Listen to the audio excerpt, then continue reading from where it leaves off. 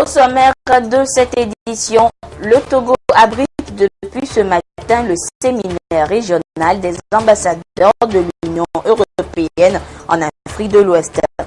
2 jours pour permettre à ses représentants de l'Europe de penser au renforcement de la coopération entre les 2 continents en matière de sécurité, intégration régionale, économie, environnement et de migration, entre autres. Il fuit la guerre, la misère ou encore le dérèglement climatique. On compte désormais plus de 65 millions de réfugiés et de déplacés dans le monde. Un triste record mis à jour ce 20 juin, journée mondiale des réfugiés. Et puis les sportifs togolais rendent un ultime hommage à l'ancien sélectionneur de l'équipe nationale, Stéphane Keshi. Un hommage qui ne pouvait se faire que sur la pelouse d'un terrain de football. Voilà pour les principales articulations de cette édition. À toutes et à tous, bonsoir et merci d'être au rendez-vous du 20h sur la télévision togolaise. D'abord, les échos de la présidence de la République. Le chef de l'État, Forest Zimna Nyazingbe, a conféré en début de soirée avec Dr Mohamed Ibn Chambas, représentant spécial du secrétaire général des Nations Unies. Les 2 personnalités ont d'abord abordé plusieurs sujets d'ordre politique et sécuritaire de la sous-région. Et ces sujets ont ensuite notamment porté sur les élections prochaines au Ghana, les menaces terroristes et surtout l'organisation par notre pays du sommet sur la sécurité maritime. Dr Ibn Chambas s'est adressé à la sortie de l'audience au micro de Arnaud Kilib.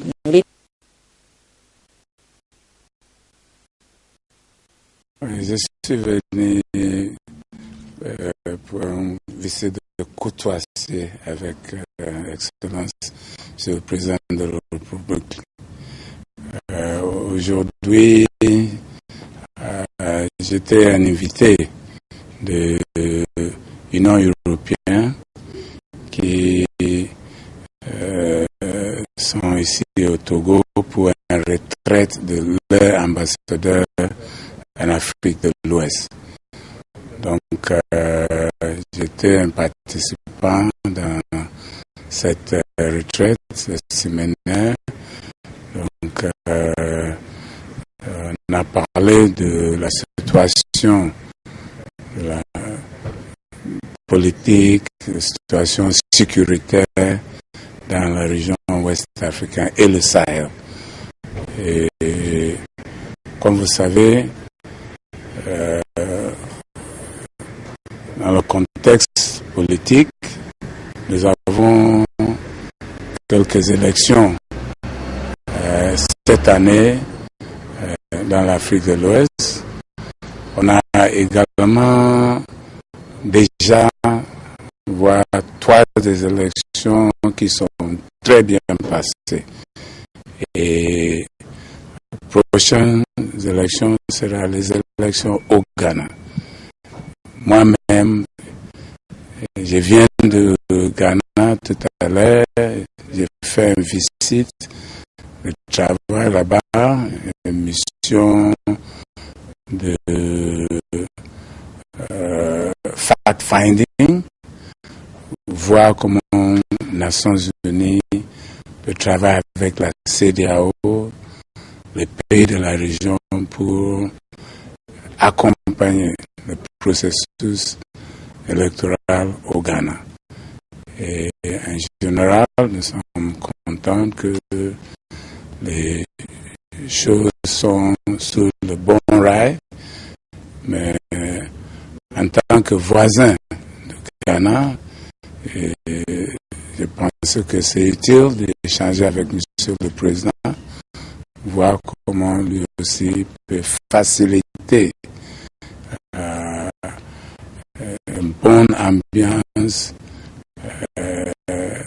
assurer que le Ghana demeure un pays stable. Et également, nous avons échangé en général sur la situation sécuritaire dans la région aussi, les menaces de terrorisme au Nigeria avec Boko Haram, mais aussi au Nord Mali avec les terroristes, les djihadistes, et voir comment les Nations Unies peut continuer à aider pour trouver des solutions pour tous ces problèmes sécuritaires, ces défis sécuritaires.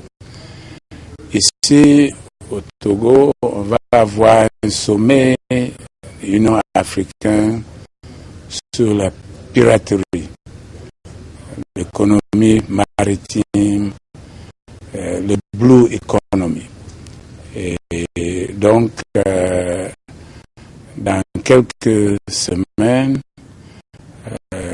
il y a une réunion préparative qui est dans un contexte de la Fondation Carter des États-Unis, Nations Unies. Moi-même, personnellement, je vais travailler avec eux. On va venir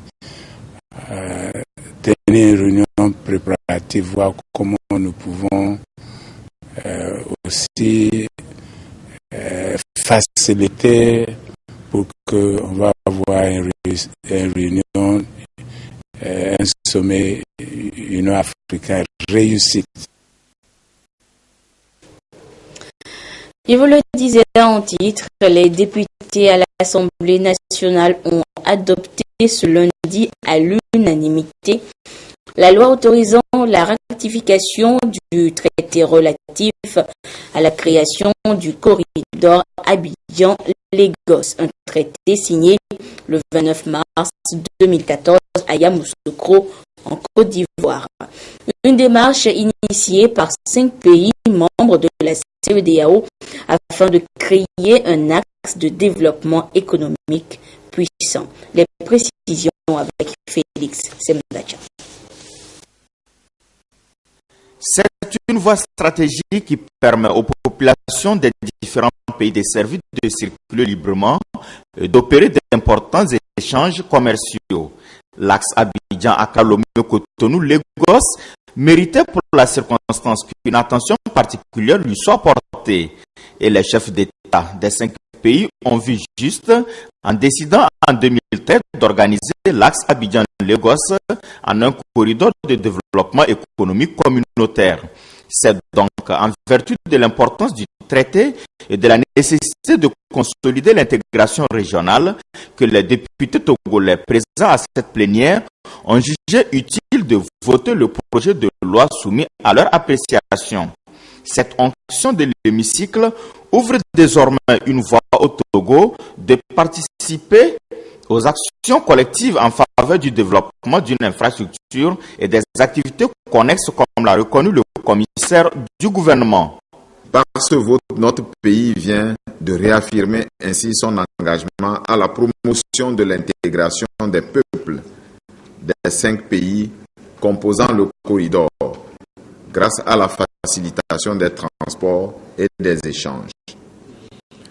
Le corridor Abidjan-Lagos traverse des pays constitués des mêmes peuples qui partagent des valeurs communes, d'où l'importance de le développer par des mécanismes institutionnels et juridiques.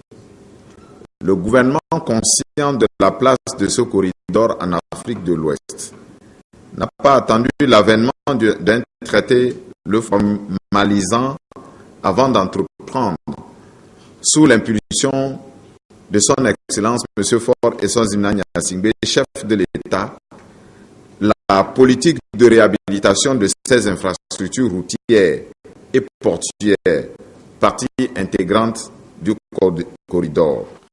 Pour le président de l'Assemblée nationale, outre la facilitation des échanges entre les États parties du traité, c'est dans la dynamique des autorités du pays de se conformer à la nouvelle forme de coopération qui implique l'esprit communautaire dans les actions de développement. L'objectif fondamental de la CEDEAO, il faut le rappeler, c'est l'intégration économique des pays membres. La construction des infrastructures constitue le volet stratégique de la mise en œuvre de cette politique d'intégration. Et par ailleurs, au cœur de la politique de développement des infrastructures, des transports, se trouve la libre circulation des personnes, des biens et des services. Il est important de souligner, comme nous l'avons démontré au cours du débat, qu'en signant et en ratifiant ce traité, le Togo renouvelle sa foi en la CEDEAO, dont il est membre fondateur, mais aussi sa volonté d'œuvrer toujours davantage au resserrement des relations de bon voisinage, de coopération agissante, de solidarité, de fraternité entre les pays et les peuples de la sous-région. C'est la conclusion fondamentale à laquelle nous devons aboutir et que le vote de ce matin démontre. À terme, le projet du corridor Abidjan-Lagos va s'étendre à la construction d'une autoroute de 2 fois 3 voies à chaussée séparée d'une longueur d'environ 1022 km. Coût de la réalisation, 50 millions de dollars US, dont environ 1,387 millions de dollars US comme participation de l'État togolais. Autre actualité, ce lundi, Lomé abrite depuis ce matin le séminaire régional de l'Union européenne. Les ambassadeurs de l'Union européenne en Afrique de l'Ouest vont plancher durant 2 jours sur les grands enjeux de la sous-région afin d'harmoniser leur politique d'intervention. Les questions sécuritaires et de l'immigration sont également au menu des débats. Les précisions avec Augustin Kossi et Antoinette Romao. Ambassadeurs et des chefs de délégation et de missions diplomatiques européens en Afrique de l'Ouest à Lomé pour la rencontre annuelle régionale de l'Union européenne. 2 jours de réflexion sur les grands enjeux de l'Europe dans sa relation de partenariat avec le continent noir. Des échanges qui vont permettre de créer des cadres de dialogue et de concertation inter-États afin de répondre aux objectifs stratégiques de l'Union européenne. La sécurité, la sûreté maritime, la piraterie et le terrorisme seront au menu des débats. La question de la migration, que vous savez que c'est un problème à l'échelle européenne maintenant aussi, va avoir une place importante. Et aussi des questions plus liées à l'intégration économique régionale, aux relations fluides entre l'Union européenne et l'Afrique de l'Ouest. Donc on va occuper ces 2 journées vraiment à pouvoir partager des idées, de faire ce qu'ils font les uns et les autres et à recevoir aussi des instructions de la part de nos autorités de Bruxelles. Et à la fin de la réunion, on serait mieux outillé pour continuer à faire notre travail. Il sera aussi question au cours des discussions d'harmoniser la politique de l'Union européenne dans la sous-région. Les relations bi- et multilatérales entre l'Europe et l'Afrique feront également partie des débats. Et le choix du Togo pour abriter ces assises n'est pas fortuit. Pour le chef de la diplomatie togolaise, le ministre Robert Doucet, l'Europe inspire et reste un modèle de développement humain durable. L'Europe pour nous, mesdames et messieurs, et l'Afrique sont en croisade contre des fléaux qui hypothèquent l'avenir de l'humanité. Il est donc impératif que les liens de coopération se renforcent entre ces deux continents pour restaurer un ordre nouveau de paix et de sécurité en lieu et place de la terreur et de la crainte qui se sont emparés de chaque habitant de la terre. Atteindre un objectif aussi noble passe sans aucun doute par la maîtrise de nos mers et nos océans. Je voudrais ici vous rappeler à tout un chacun le rendez-vous important du 15 octobre 2016, jour à partir duquel le Togo accueillera le sommet extraordinaire des chefs d'État et de gouvernement de l'Union africaine sur la sûreté et la sécurité maritime et le développement en Afrique. Notre pays ne saurait douter un seul instant de l'intérêt porté par l'Europe pour cette réunion importante. Cette rencontre de Lomé sert à préparer la prochaine réunion du Comité d'orientation stratégique Afrique de l'Ouest, Union européenne. Une réunion qui va regrouper les présidents des commissions de la CEDEAO, de l'UEMOA, des représentants ministériels, autour des grands enjeux du moment en Afrique à Lomé le 23 juin prochain. Se communiquer pour poursuivre cette édition, le ministre de l'administration territoriale, de la décentralisation et des collectivités locales communique. Dans le cadre de la célébration de la journée des martyrs, demain 21 juin, il sera procédé au dépôt de gerbes le mardi, donc, selon le programme ci-après. À Lomé, à la place des martyrs, à la cité OUA. 6 heures, mise en place de la population. 6h30, arrivée des personnalités. 6h40, arrivée des membres du gouvernement. 6h50, arrivée du représentant du chef de l'État. 7h, dépôt de gerbes. Dans les préfectures, le dépôt de gerbes se fera aux endroits prévus à cet effet à la même heure. La suite de cette édition à présent, le ministre de l'Urbanisme, de l'Habitat et du cadre de vie poursuit de son côté sa tournée à l'intérieur du pays. Vendredi dernier, il était arrivé à Soutoubois et à Adjingré. Objectif de cette tournée, expliquer et échanger avec les populations de ces localités sur le nouveau schéma directeur des villes dans notre pays, outil de planification à court, moyen et à long terme. Les précisions avec la marque Bodjona depuis ce côté. Le développement urbain, l'aménagement du territoire, la préservation de l'environnement et l'amélioration du cadre de vie de la population sont considérés dans la SCAP stratégie de croissance accélérée et de promotion de l'emploi comme les défis que le Togo doit relever dans la perspective de son émergence.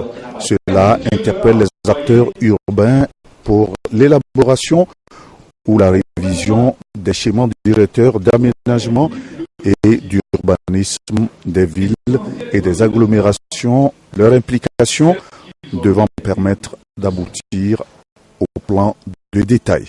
Le retard qu'a pris ce schéma directeur par rapport à son implantation constituait d'énormes difficultés pour l'émancipation de la population.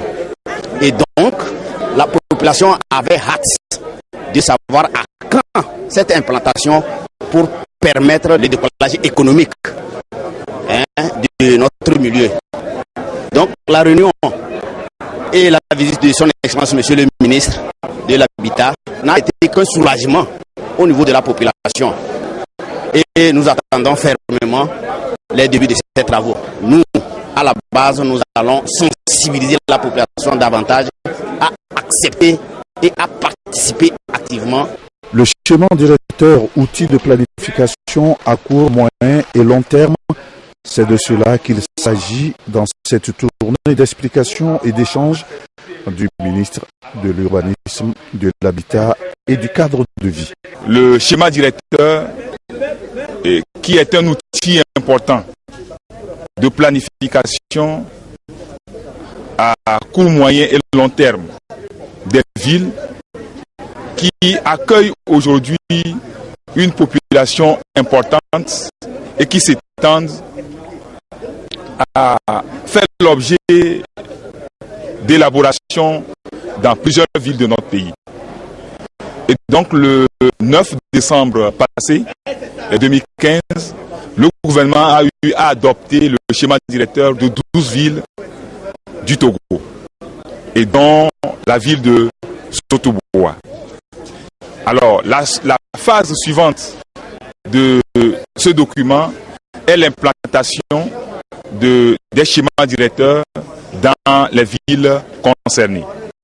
Et donc l'implantation de ces schémas directeurs implique le foncier.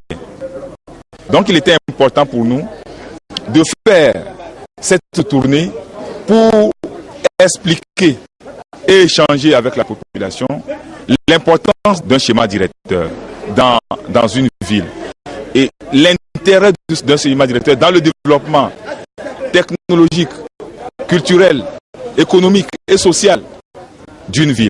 Pour faire face à ces problèmes, il faut une stratégie globale conjuguant sur la base d'une approche participative tous les efforts des acteurs pour mener des actions au profit de l'aménagement de l'espace, du développement social et culturel et du respect de l'environnement.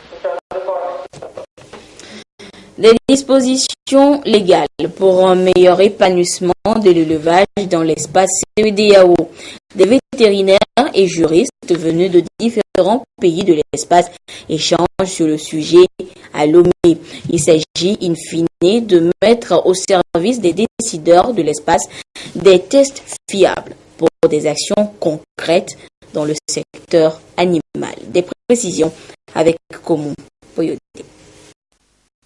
Protéines d'origine animale comme vecteur essentiel de l'équilibre alimentaire. L'évidence n'est plus aujourd'hui à démontrer. Reste qu'à élaborer des stratégies pour booster le développement du secteur de l'élevage dans l'espace CEDEAO. Comment gérer le trafic, la commercialisation, mais aussi les cas de maladies liées à ce secteur. Des dispositions réglementaires s'avèrent donc nécessaires pour mettre les vétérinaires, garants de la santé animale, devant leurs responsabilités et obligations. Les animaux qui font l'objet de cet élevage, eux ne connaissent pas nos frontières. Donc il est de bon ton qu'on dispose d'un test communautaire harmonisé, de réglementation fiable. Et les études passées ont montré que dans nos services gérant l'élevage, il y a des difficultés. Il y a des insuffisances qui ne permettent pas aux services vétérinaires nationaux, voire publics et privés, de jouer pleinement leur régalien, de suivi des animaux, de contrôle, de prévention, de suffisance économique, voire même de disposer de données fiables. C'est pourquoi nous voulons que ce soit mis à disposition de chaque pays des dispositions juridiques qui leur permettent de comment gérer les animaux, les cas de maladie, comment les gérer. Gérer la vente des produits vétérinaires, gérer l'inspection des denrées d'origine alimentaire, gérer tout ce qui est en rapport avec l'élevage. Des vétérinaires et juristes de la CEDEAO et leurs partenaires échangent sur cette législation vétérinaire.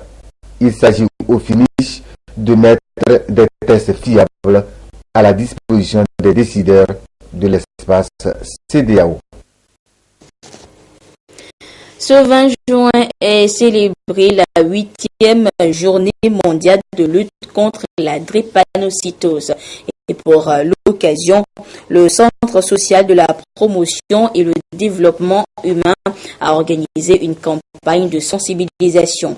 La cible, les jeunes extrascolaires scolaires, les apprentis tailleurs et couturières. Le thème de la campagne était « Être acteur de la santé à Adido Gomé ». Le compte rendu avec Sonia Ameniko et Patrice Boka. Une simple négligence ou méconnaissance de la drépanocytose, une maladie du sang, les parents mettent au monde des enfants drépanocytaires.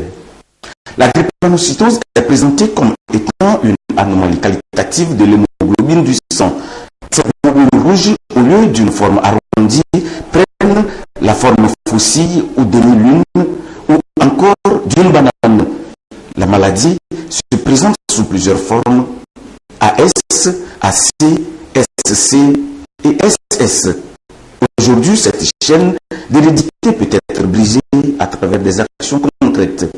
Nous avons mis l'accent sur comment se transmet cette maladie, la drépanocytose, comment vivre avec la drépanocytose et comment briser la chaîne de transmission de cette maladie. Mon message clé, c'est de demander à ceux qui ne sont pas encore mariés d'aller faire leur électrophorèse de l'hémoglobine. Comme ça, chacun connaît son statut et avant de se marier, il saura quel choix faire.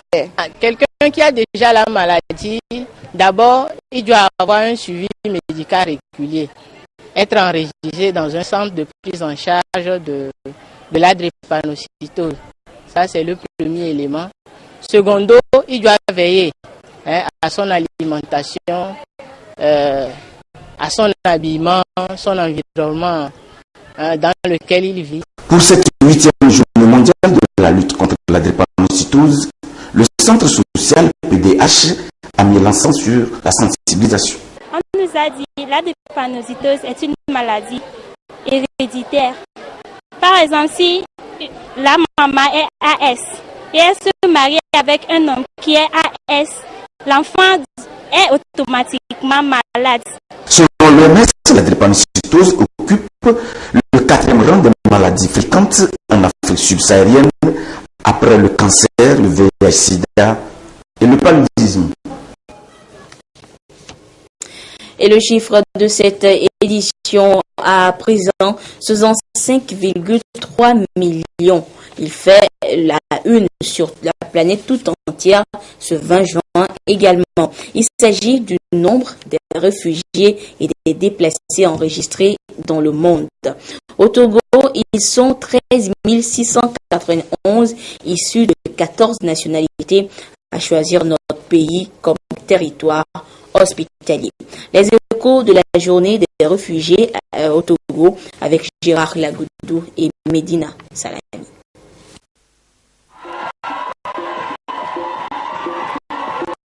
Cette journée spéciale des réfugiés a été marquée par des danses, expression de leur identité culturelle et manifestation de la joie qui les anime pour la paix et la sécurité qui leur sont offertes par le pays d'accueil. Ils sont environ 14 000 réfugiés de diverses nationalités au Togo sur les 65,3 millions que compte le monde. À l'heure du bilan de leur protection, les réfugiés expriment leur reconnaissance et leur satisfaction. Nous avons trouvé ici au Togo une terre d'accueil. C'est pourquoi nous, réfugiés vivant au Togo, voulons très sincèrement, du plus profond de notre cœur, dire merci. Merci au gouvernement et au peuple togolais pour leur légendaire hospitalité. Rêve et espoir pour un meilleur avenir pour les réfugiés. C'est le thème choisi pour célébrer la dignité, la ténacité et le rêve des réfugiés. Les défis majeurs aujourd'hui restent la recherche des solutions durables. Parce qu'on peut dire que la phase de l'urgence est terminée. On a, pour ce faire, sans hésiter, déployer vraiment des moyens avec nos partenaires, avec l'appui du gouvernement togolais pour pouvoir aider à intégrer localement ici en République de Togo. Voilà le défi majeur l'intégration locale, la recherche des solutions durables. Je saisis vos micros pour encore une fois de plus, au nom du Haut Commissariat des Nations Unies pour les réfugiés, remercier le gouvernement togolais pour tout l'appui pendant de nombreuses décennies à soutenir les réfugiés. Pour le mieux-être des réfugiés, le gouvernement mène sans cesse des actions en faveur de leur plein épanouissement. Dans le souci d'améliorer le cadre juridique et institutionnel de protection des réfugiés, le gouvernement togolais a entrepris la révision de la loi du 29 décembre 2000 portant statut des réfugiés.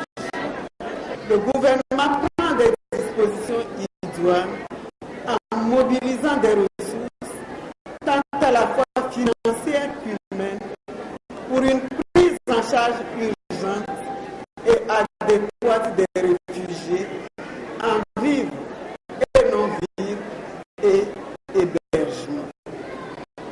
Soulignons en outre que le gouvernement, en partenariat avec le HCR, prend des mesures importantes pour la recherche et la mise en œuvre de solutions durables.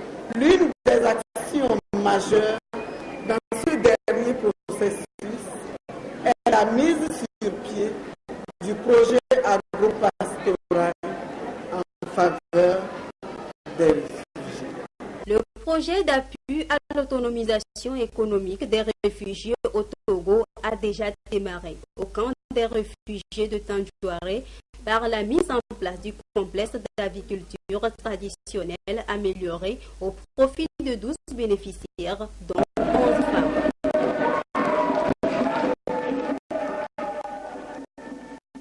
Et parmi donc ces 13 691 réfugiés vivant sur le sol togolais, nombreux sont ceux qui ont réussi leur insertion socio-professionnelle dans notre pays, ceci grâce au climat de paix qui prévaut au Togo. Et vous découvrirez justement le portrait de l'un d'entre eux.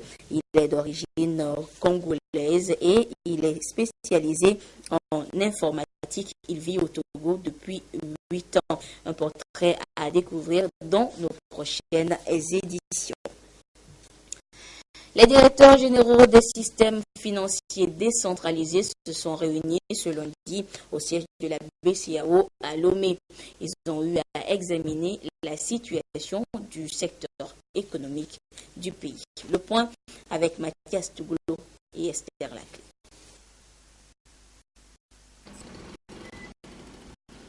Le récurrent problème des structures de microfinance illégales était au cœur de cette deuxième réunion trimestrielle des directeurs généraux des systèmes financiers décentralisés visés par l'article 44. Les échanges ont porté sur l'examen du secteur au 31 mars 2016, les difficultés rencontrées par ces institutions et sur les actions à mener pour professionnaliser le secteur. Il demeure quelques sujets de préoccupation, notamment la dégradation du portefeuille des institutions de microfinance. À ce niveau, les autorités de supervision, notamment la BCEAO et la CASIMEC, ont donc invité les SFD à tout mettre en œuvre pour rehausser donc le niveau de la qualité du portefeuille des SFD. Sinon, le secteur se porte bien. Nous espérons que les mois et les trimestres à venir, les SFD feront mieux pour garantir le dépôt des déposants. C'est surtout sur ça que nous insistons. Des résultats certes encourageants, mais qui ne résolvent pas l'épineux problème de la formalisation du secteur. La lutte contre la prolifération de ces structures exerçant en marge de la réglementation constitue un enjeu de taille pour les SFD et pour les organes de supervision et de contrôle. Il y a eu des interpellations où on a donné des délais à ces structures illégales d'arrêter de rembourser. Après l'évaluation, nous allons passer dans les préfectures. Et nous allons commencer de Saint-Casse à Lomé en procédant à des fermetures forcées. Fermetures forcées parce que nous serons accompagnés des forces de l'ordre pour les fermetures, les interpellations. Et selon la gravité, il peut y avoir des poursuites pénales. Au 31 mars 2016, le secteur était animé par 87 institutions de microfinance.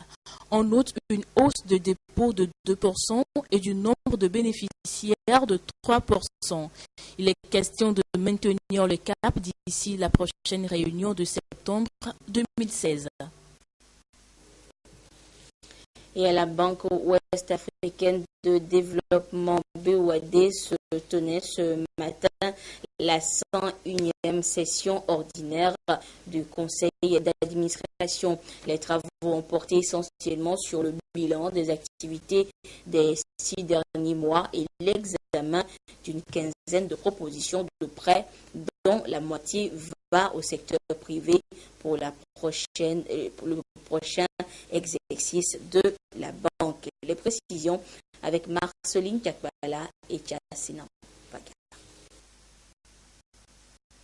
Le Conseil a approuvé 11 propositions de prêts à moyen et à long terme pour un montant total de 59,6 milliards de francs CFA.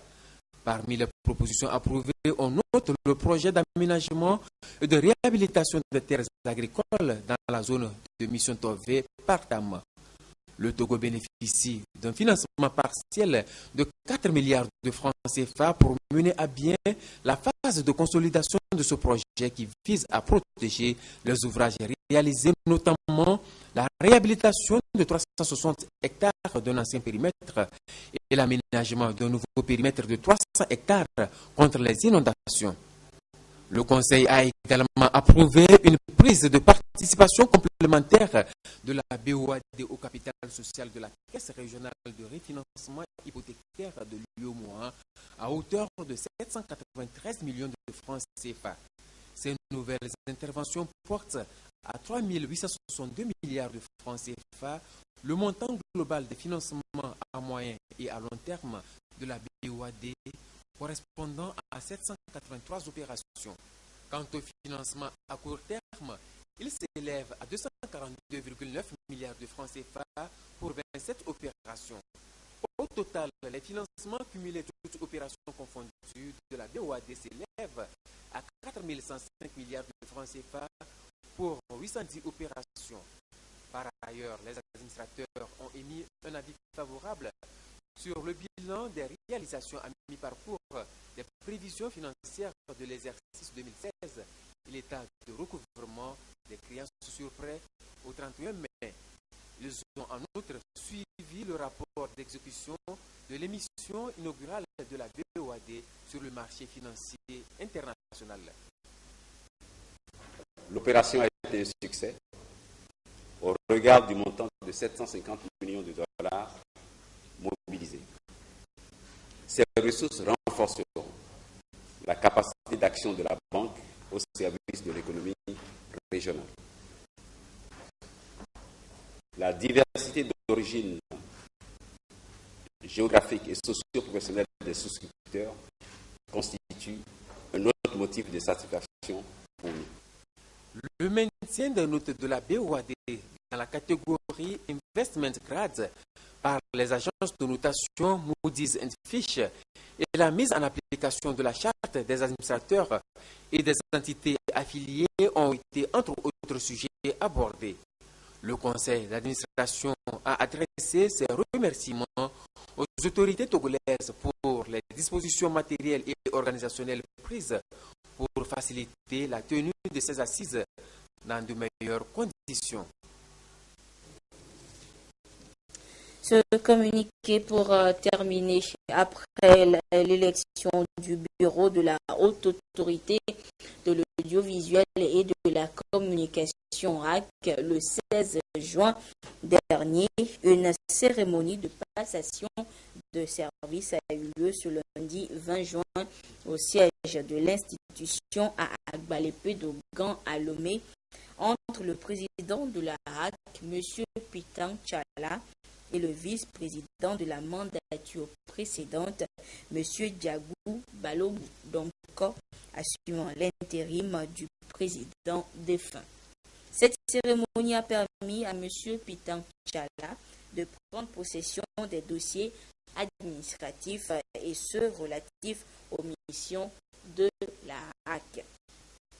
En marge de la cérémonie, les membres de l'institution ont eu droit à une visite guidée des différents services de la RAC. Et voilà, c'est sur ce communiqué donc que se referme cette édition. Merci à vous qui l'avez suivi un peu partout grâce à la télévision togolaise. Retrouvez Edem sous support à 22h30 pour la dernière édition du journal.